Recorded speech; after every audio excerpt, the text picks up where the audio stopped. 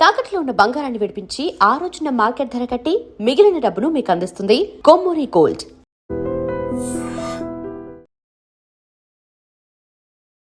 అసలు భగవంతుని సన్నిధికి మనం ఎందుకు వెళ్తాం? మన కష్టాలు తొలగించమని, అదే విధంగా మనల్ని చల్లగా చూడమని మొక్కులు తీర్చుకోవడానికి వెళ్తుంటాం. కానీ ఇప్పుడున్న జనరేషన్లో కొంతమంది కేటుగాళ్ళు దొంగలుగా మారి దేవుణ్ణి చూడడం మానేసి, దేవుడికి 2 చేతులతో నమస్కరించడం మానేసి, దేవుడి ఒంటిపై ఉన్న నగలపై కన్నేసి ఎలా కాజేయాలా అని ప్లానింగ్లో పడ్డారు. సో ఇదంతా చూసిన తర్వాత అంటే దేవుడికి మొక్కు చెల్లించుకోవడం కోసం నిలువు దోపిడీ ఇస్తుంటాం భక్తులు.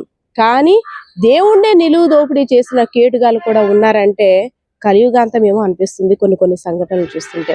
ఎందుకంటే రీసెంట్ గా శ్రీకాకుళం జిల్లా కాశీబుగ్గకు సంబంధించి శ్రీ విజయ వెంకటేశ్వర ఆలయంలో బంగారు నగలు, వెండి, అదే విధంగా విలువైన వస్తువులు చోరీ జరిగినట్టు పోలీసులకి ఇన్ఫర్మేషన్ వచ్చిన తర్వాత పోలీసులు అన్ని రకాలుగా కూడా విచారణ చేపట్టారు. అసలు ఇంత దొంగతనం చేయవలసిన అవసరం ఎవరికి వచ్చింది, దీని వెనకాతలు ఎవరున్నారు, ఎంతమంది ప్లాన్ చేశారని వివిధ కోణాల్లో కూడా పోలీసులు దర్యాప్తు ముమ్మరం చేశారు.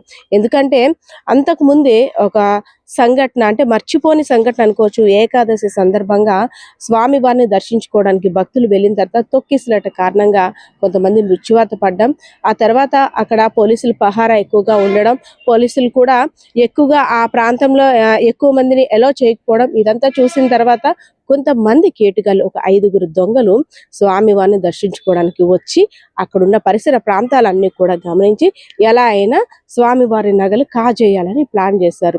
వీళ్ళంతా కూడా ఎంత తెలుగుగా ప్లాన్ చేస్తున్నారంటే గూగుల్ మ్యాప్స్ లోని ఒక్కొక్క ఆలయం విశిష్టతని చదువుతున్నారు. ఏదో నాలెడ్జ్ పెంచుకోవడానికి కాదు, ఆ ఫోటోలో చూసిన తర్వాత దేవతామూర్తి విగ్రహాలకు ఉన్నటువంటి నగల్ని అంచనా వేయడం కోసం అసలు టెక్నాలజీని ఎంత దుర్వినియోగం చేసుకుంటున్నారో వీళ్ళని చూస్తుంటే అర్థమవుతుంది.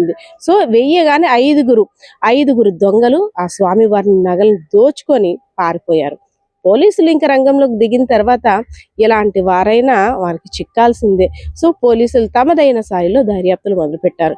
ఎందుకంటే ముందు గుళ్ళలో ఎక్కడైనా దొంగతనాలు జరిగాయా, అసలు అంటే దొంగతనాలు చేసిన వారు నేర చరిత్ర ఎటువంటిది అనేసి శ్రీకాకుళం జిల్లా ఎస్పీ అయినటువంటి మహేశ్వర్ రెడ్డి గారు రంగంలోకి దిగిన తర్వాత అసలు నిందితుల్ని పట్టుకొని మీడియా ముందు ప్రవేశపెట్టారు. దాదాపు 40 లక్షలు దాటి విలువైన ఆభరణాలన్నీ కూడా రికవరీ చేసుకున్నారు.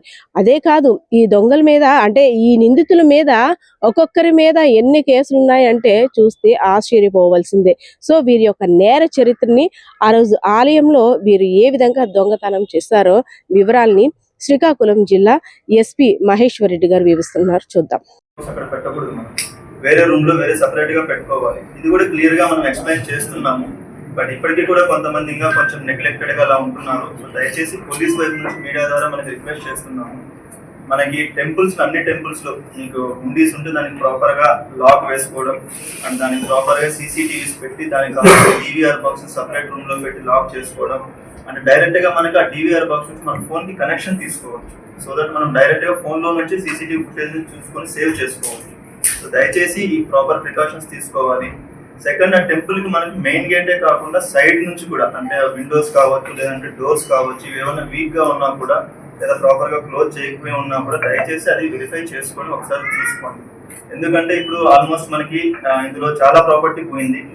ఇందులో మాకు అఫెన్స్ ఎప్పుడు జరిగింది కూడా వాళ్ళు చెప్పట్లేదు. అంటే 6వ తారీఖు అక్కడికి మనకి అన్ని డిపార్ట్మెంట్స్ టీం ఒకటి విజిట్ చేసింది. అక్కడ స్ట్రక్చరల్ స్టెబిలిటీని చూడడం కోసం టీం వెళ్ళింది. ఆ రోజు వరకు బాగానే ఉంది. ఆ రోజు కూడా మన పోలీస్ వైపు నుంచి వాళ్ళకి చెప్పడం కూడా జరిగింది, ఫలానా ప్లేస్ లో మీది వీక్ గా ఉంది, అక్కడ మీరు కరెక్షన్ చేసుకోండి, DVR బాక్స్ వేరే ప్లేస్ లో పెట్టండి అని కూడా చెప్పడం జరిగింది. బట్ స్టిల్ వాళ్ళు దాన్ని చేయలేదు దాన్ని. సో దానివల్ల ప్రాబ్లం ఏమొస్తుందంటే ఇప్పుడు 5 రోజుల్లో 6 రోజుల్లో అఫెన్స్ ఎప్పుడు జరిగింది కూడా వాళ్ళు చూసుకోలేదు. సో మనం టెంపుల్ ప్రీస్ట్ ఎవరైతే ఉంటారో అక్కడ ఉన్న అర్చకులు కావచ్చు, లేదా టెంపుల్ ఓనర్స్ కావచ్చు, లేదా ఎండోమెంట్ డిపార్ట్మెంట్ కావచ్చు, సో మన రిక్వెస్ట్ ఏంటంటే మీరు CCTVs ప్రాపర్ గా పెట్టుకోండి. అండ్ ఆ CCTVs యొక్క DVR బాక్స్ ప్రాపర్ ప్లేస్ లో పెట్టుకోండి. మొబైల్ కానీ లేదా సిస్టమ్ కి కానీ డైరెక్ట్ గా మనం యాక్సెస్ తీసుకోవచ్చు. తీసుకొని అక్కడ నుంచి ఫుటేజ్ కూడా మనం రెగ్యులర్ గా మానిటర్ చేసుకుంటూ ఉండొచ్చు. సో దయచేసి మినిమం ప్రికాషన్స్ తీసుకోవాలని చెప్పి రిక్వెస్ట్ చేస్తున్నాం. దీంతో పాటుగా మెయిన్ మిడిల్ సైజ్ టెంపుల్స్ కానీ లేదా మేజర్ టెంపుల్స్ ఏవైతే ఉంటాయో అక్కడ సెక్యూరిటీ గార్డ్ కూడా కంపల్సరీ పెట్టుకోవాలి. And for more videos, Please subscribe to iDream. Please subscribe to iDream. Please subscribe iDreams. And please subscribe to iDream. For more videos, subscribe to iDream. please like, share and subscribe to the channel. Congratulations, iDream. subscribe to iDream. Subscribe to iDream. So subscribe to iDream Media. iDream ki iDream team అందరికి huge congratulations. Please subscribe iDream Media. Please subscribe to iDream. Subscribe iDream. Please subscribe to iDream. iDream అంటే నా కళల ఛానల్ను subscribe చేసుకున్న నోరు తిరుగుతలేదు, మీరైతే గంట గుర్తు కొట్టండి. For more such videos, please subscribe to iDream. Subscribe to iDream. Please subscribe to iDream. Please subscribe iDream Media. Please do subscribe to iDream. Please subscribe to iDream Media. For best entertainment and information, please subscribe iDream. And don't forget to subscribe to iDream.